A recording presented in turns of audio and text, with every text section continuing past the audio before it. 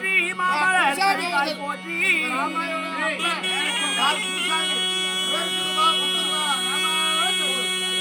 எந்தனையும் வந்து காரு உயிர்த்தனார் வந்து பாதம் போற்றினேனாய்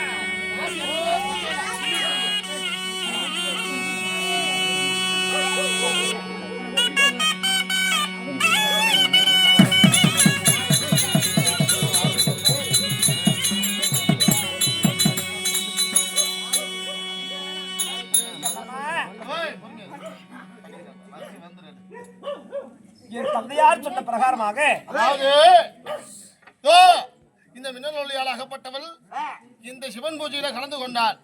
இந்த பூஜையில கலந்து கொண்ட அத்துணை பக்தர்களோ சிறியோர் பெரியோர் அனைவர்களோ பூஜையிலே கலந்து கொண்டனர்.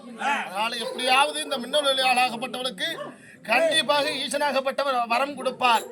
அதே போல இந்த சிவனை தொட்டு வணங்கி சென்ற அத்தனை பேர்களோ இந்த சிவனுடைய கிருபையாலே அவருடைய குடும்ப நலத்தில் எந்த ஒரு கஷ்டமாக இருந்தாலும் மழை போல கஷ்டங்கள் வந்தாலும் பனி போல நீங்க வேண்டும் என்று இந்த ஆண்டவனாக விளங்கக்கூடிய இந்த பரம கடவுளை நாங்கள் மனதார பிரார்த்தனை செய்கிறோம். என் தந்தையார் சொன்ன பிரகாரமாக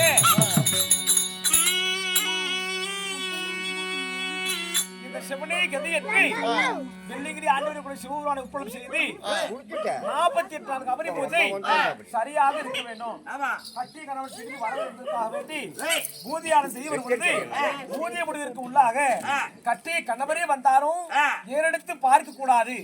பூஜை சரிவர முடித்து விட்டு பிறகுதான் கணவரை பார்க்க விட்டு என் தந்தையார் கட்டளை இருந்தாலும் அப்போ அப்பா சாணிப்பா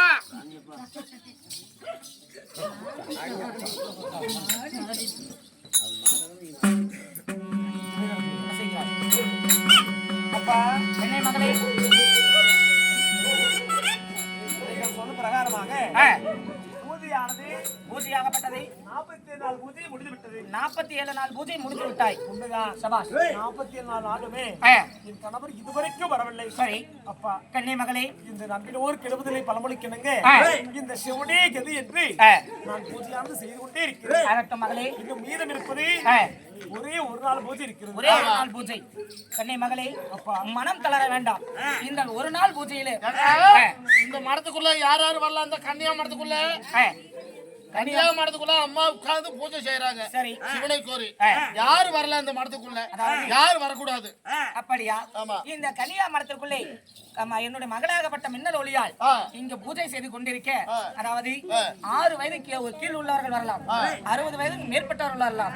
அதற்குள்ள இருக்கக்கூடியவர்கள் இந்த கன்னியா மரத்திற்குள் நுழையக்கூடாது. இப்படிக்கு அறிவிப்பு பார்வையில் எழுதிவிடு. இருந்தாலும் கன்னி மகளே மனம் தளர வேண்டாம். மீதம் இருக்கக்கூடிய அந்த ஒரு நாள் பூஜையும் செய்து விடுவாய்.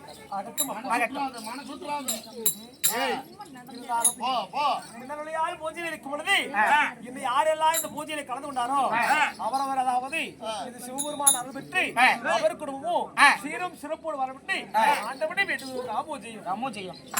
இருந்தாலும் மந்திரி